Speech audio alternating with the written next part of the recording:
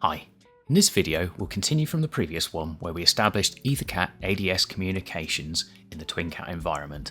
We can now configure and tune the drive using the latest version of Connect, the software tool from Control Techniques for drive setup.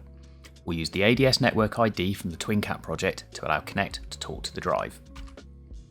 So in terms of the hardware that we have a laptop, and that laptop has been loaded with Control Techniques Connect software, and it's also been loaded with Beckhoff TwinCAT XAE shell. There's a connection from the laptop through to our Beckhoff hardware, which in this case is an IPC, but the steps are identical whether it's an IPC, PLC or controller from Beckhoff. One of the ports on the device has been configured for EtherCAT communications, and that is physically connected through to an SI EtherCAT module, which is then plugged into a Unidrive M700, making this an EtherCAT axis. Now, if you've got one of our dedicated servo products, such as Digitex HD M753, this interface is effectively built into the product, but you'll find that the configuration steps are identical regardless of how the interface is connected to the product. Finally, there's a servo motor from Control Techniques Dynamics with a flywheel on the end to simulate load dynamics so that we have something to tune with when we get to the tuning step in the Connect software. Last of all of the useful information in this video is also backed up in detail by a comprehensive step-by-step user guide which is linked in the description, so there's no need to take notes.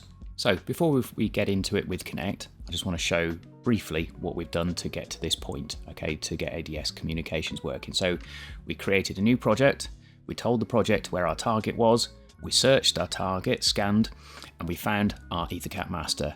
We scanned for boxes on that EtherCAT master, and we found our drive, and then we added an NC axis, okay? At that point, we activated our configuration and our ADS network comms came up, and that's indicated by this little box down here by the taskbar with this kind of grey rotating icon with a green background. The green background indicating that everything is working fine and that we're ready to begin to do our setup with Connect. So I am just going to start Connect. There we go. So you can see brand new icons for version 3 Connect and brand new splash screen. So essentially what we need to do in order to get going is we need to scan the network. So new project from network scan is what you need to click. So click that. Second thing that you need to do, because we're using TwinCAT software and the ADS network, we need to get our AMS network ID or ADS network ID. So we'll just get that from the TwinCAT environment. So you get that by double clicking on the device, selecting the EtherCAT tab, and then copy this net ID. So let's go back and paste that in. And there we go. Okay, so now our main network ID is known. We can scan the TwinCAT ADS network. And there we have it. It's pretty quick. It's managed to find it quickly. And you can see at the end here, we've got our standard EtherCAT style slave node ID, because they usually tend to go 1001, 1002, 1003, etc. And you can see that it's a Unidrive M700. So we've got everything that we need here to be able to make our first project and begin configuring the drive. So I'm just going to rename this. I'll call it Get Going TwinCAT. And I'll go new project with selected drives.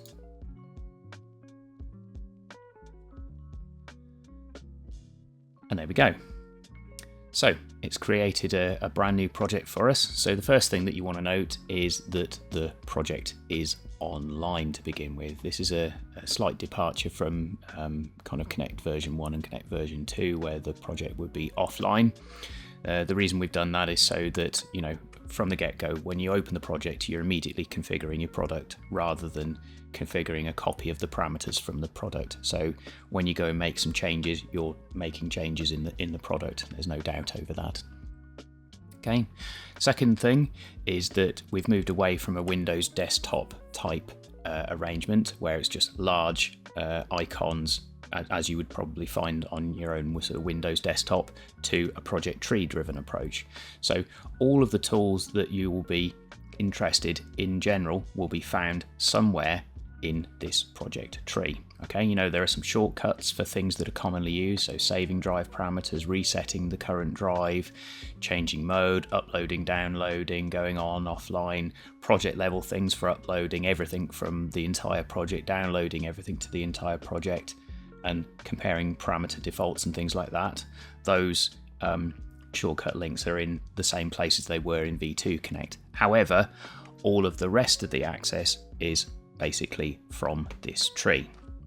So I'll point out a few highlights as I'm going. So, you know, anything to do with your option modules will be here, you know, beneath your drive.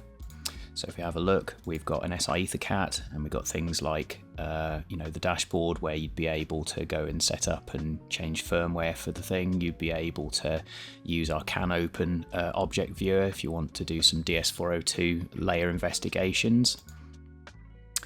You've got the maintenance category, which I'll fire briefly, so you can do things like changing the firmware. You can download a user program, for example. We've also got the terminal overview, so you can see what the terminal numbers are, and you can see what things have actually been routed to those terminals. So it's quite a nice view. And you've also got access to the parameter reference guide, which is the detailed reference of everything to do with each of the parameters. So for example, here we go, I've routed through and here's all of the detail on menu 8. So I'll just close those. Next thing that you want to notice is that you have this nice status bar. So this status bar is essentially always visible, certainly when you're doing the drive configuration, and it gives you some basic metrics to do with the drive. So you can see, is the DC bus of the drive powered up? You can see what the motor RPM is, you can see what the references are, you can see whether it's at speed, the current that's going into the motor, etc. You've also got this status bar that kind of effectively replicates the status from the display of the drive, so it'll tell you whether it's in inhibit, whether it's running, whether it's in alarm, whether it's stopped, etc.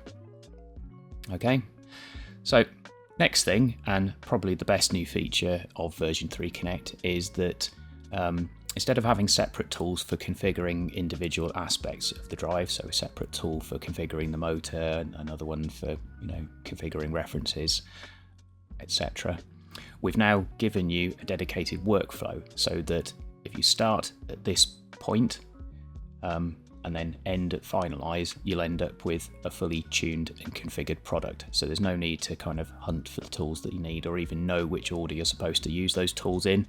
We've got you covered. Now you just follow through this process. So let's begin. So we've got our drive. UniDrive M700 by default comes in open loop mode, and we've got a servo motor. So let's go and change that to RFCS. So click that. We'll lose comms just for a second whilst the drive reconfigures itself in servo mode.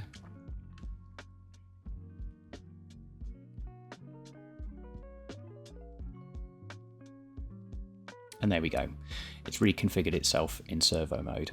Now, one thing that I'll point out is that we've got a no encoder found trip. That's perfectly normal because we haven't told the drive what type of encoder we've got. But what you do get is some information and suggested things that you could go and check in order to be able to set this up. And the first of those is make sure that you know, the type, the positioned feedback type is actually set correctly. Okay, the other thing that you could do from here is also reset the drive if you end up with a trip. Okay, I'm not going to do that. I'm just going to carry on to the next step. So there are a couple of ways in which you can progress through the guided setup. One is to click next and back. But secondly, each of these nodes, if you like, in the setup are also clickable. So I'm going to do that. So I'm going to click motor feedback, and there we go. So we're on our motor and feedback setup, and I'm going to set about configuring my particular motor. Now, my motor is quite an old one. It's not known to the database here, but it's the motor that I've got that's got a flywheel on the end so that I can do the tuning. So for my particular application, I'm not going to search, but for example, if you had one of the Control Techniques demo cases, you could do 067 EDA and type in, and there would be the type of motor that's actually on all of the demo cases. So because this is an older one, I'm going to set it up manually. So it is a 5 amp motor, it's 6,000 RPM, 6 pole, it's 28 volts per 1,000 RPM, so that's the KE value from the label of the motor. And our torque per amp for this particular motor is 0.47. Now, before we continue, it's very important, particularly for a servo motor, that you go and set up the torque per amp value, okay? The reason for that is that if you go and correctly set up the torque per amp, when we come to the performance tuning, you'll be able to use single slider tuning. So, you move the slider to the left, it's less tuned, move the slider to the right, it's more tuned. So it just makes the whole tuning process much, much easier. However, when you come to do the motor and load inertia tuning, in order for it to get the correct value for the inertia in your physical machine, you need to have set the torque per amp correctly. Okay, so I can't stress enough, please set that correctly. So that's everything that I need to set up in terms of my motor. Next thing that I need to do is set up my encoder. So in my case, I know it's a sine cos hyperphase, and those usually run from 8 volts. And what you can see is after I'd set up the encoder properly, you can see that it's been automatically reset and those new settings have been accepted. So that encoder trip that we had before has just been automatically reset for you. Okay, so that's a new feature of this particular workflow. Okay, so from a motor setup point of view, that's everything that needs to be done. Okay, I've entered the motor map, I've told it which type of encoder that we've got. Next, let's move on to the brake step. So there are two kind of aspects to the brake display. So one is dynamic braking resistor. So if you are managing the energy, the braking energy that comes back into the DC bus of the drive, when you decelerate hard with a resistor, this is where you'll set up the secondary protection for it. So you tell it the resistance, you tell it the power, and you tell it the thermal time constant. Obviously, the primary thermal protection is some sort of physical thermal protection, bimetallic device or something like that that's actually fitted to the resistor that goes and disconnects the power. But this section here essentially allows the drive to calculate how much power has been absorbed from the DC bus into the resistor and whether or not it should trip the drive in order to protect that resistor. However, in this application, I haven't got a resistor fitted, I'm just showing it for completeness.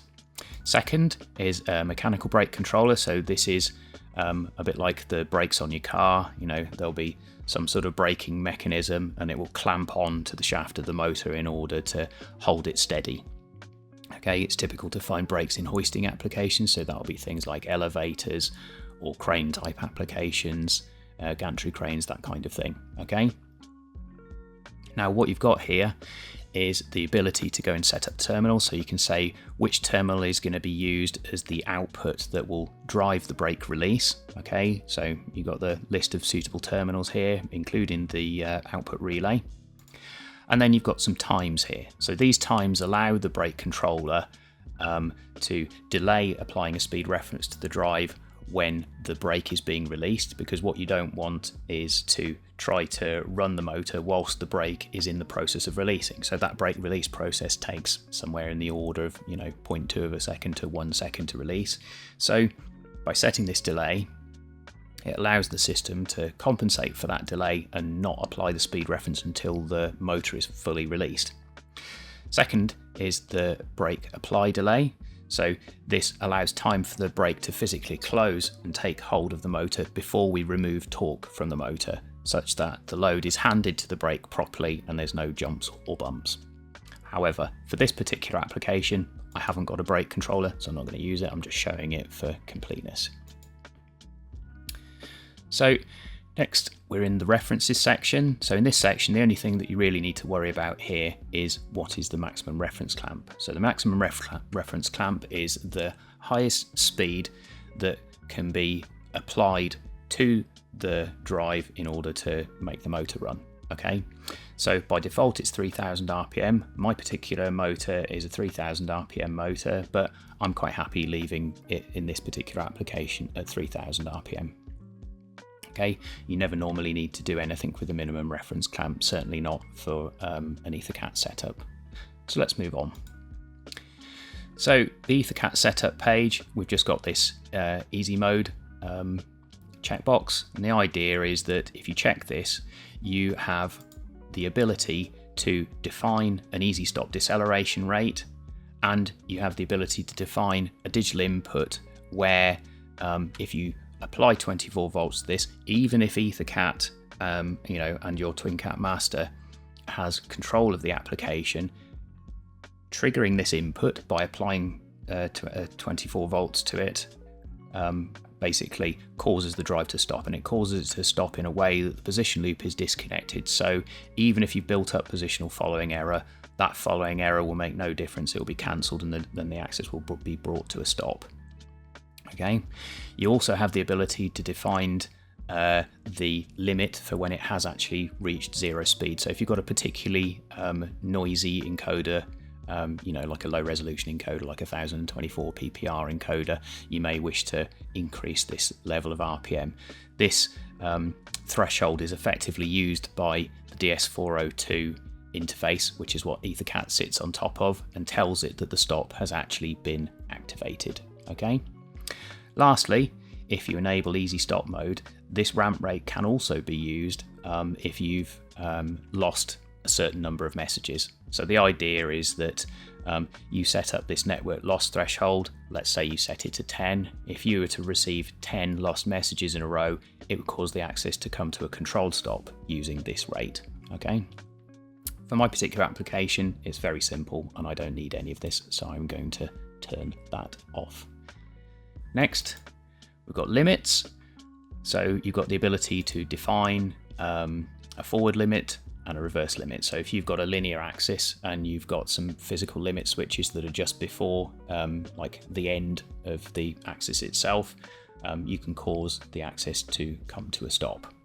Okay, for my particular application, it's very simple. I don't have any of those, so I'm going to move on. Then I can save the parameters, which I'm going to choose to do. So there we go. Up to this point, all of the setup that I've made is now saved into the parameters of the drive. Next thing that we want to do is we want to auto-tune. So I'm just going to select Start Auto-Tune.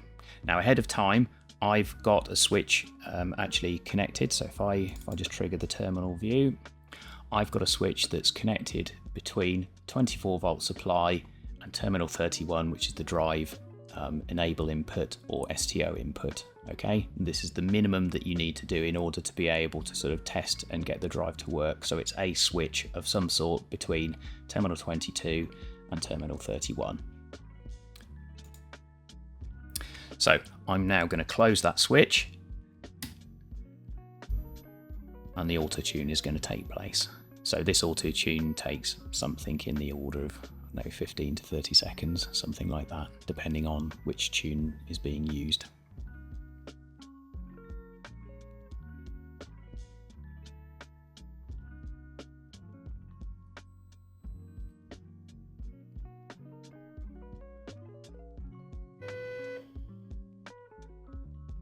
And there we go.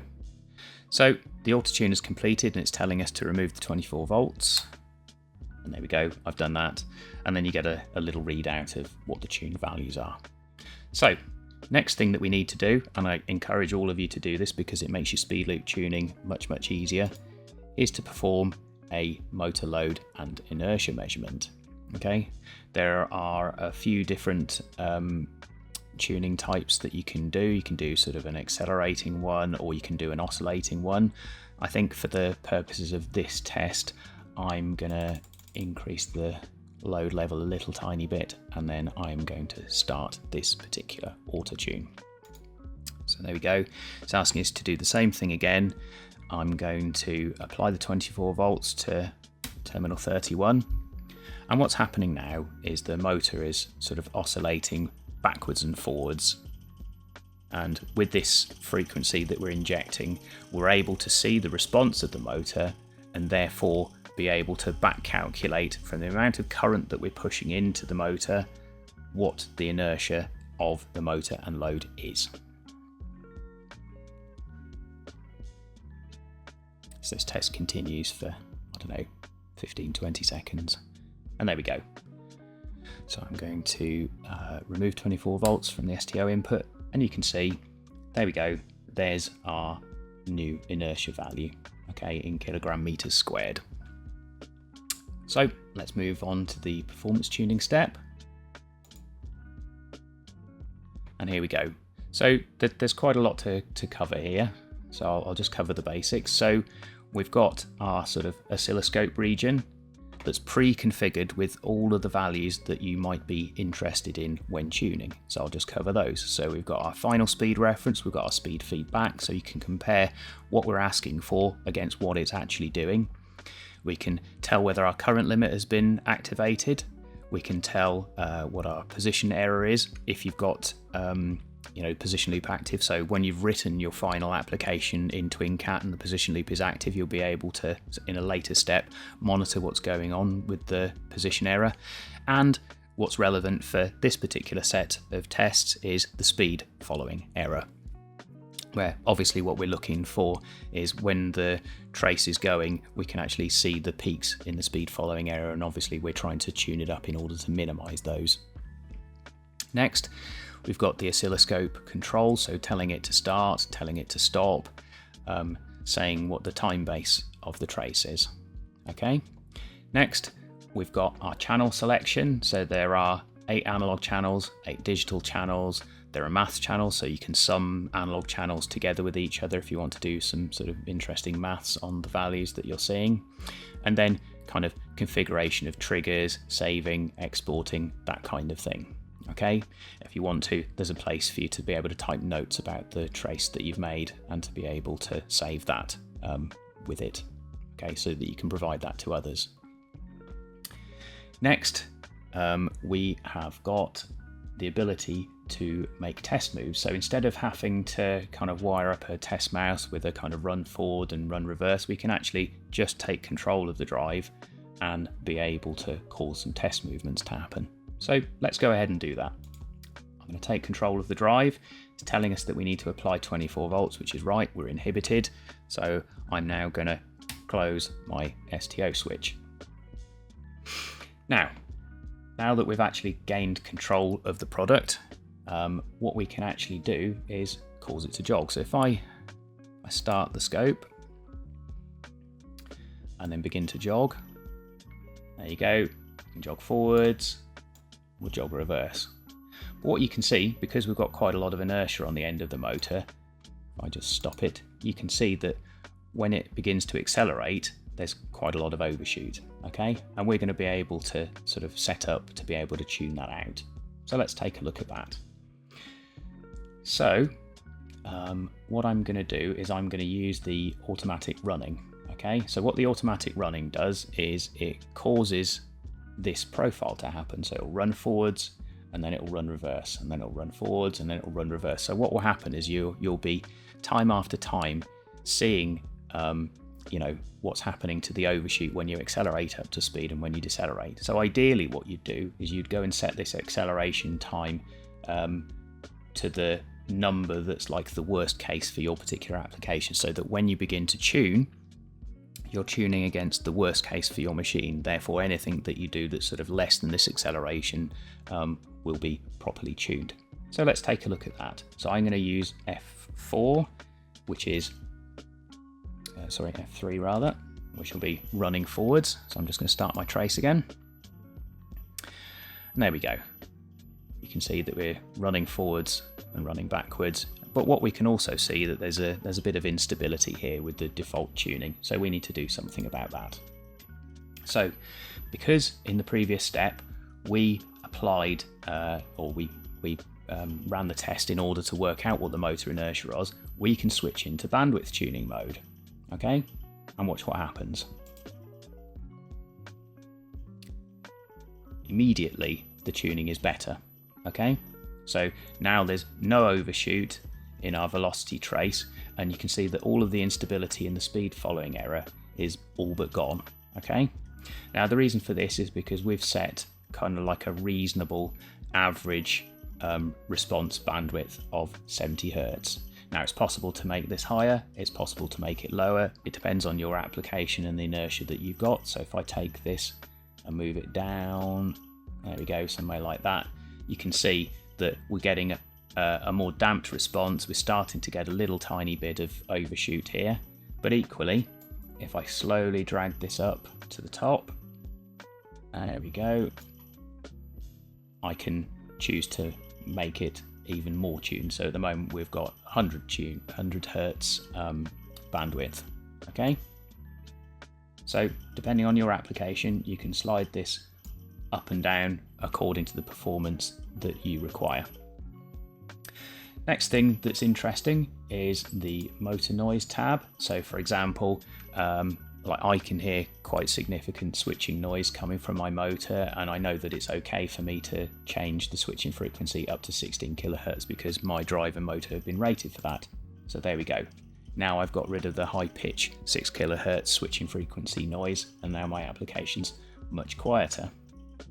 So you can see anything that's sort of to do with motor noise is located on this tab. Anything to do with general application limits, so for example the current limit, how you want it to decelerate. So for example, I want mine to decelerate with fast ramp, so there's going to be no DC bus controller involved. You can set all of that up here. Tuning tab, we've already covered that, all of the properties that you're interested in for tuning the driver here. And then finally, all of the properties for causing our kind of test motion profile. So there we go. I'm going to choose to stop this now, and I'll stop the oscilloscope, and I will disable the product and release drive control. Okay, so now the test controls have been deactivated.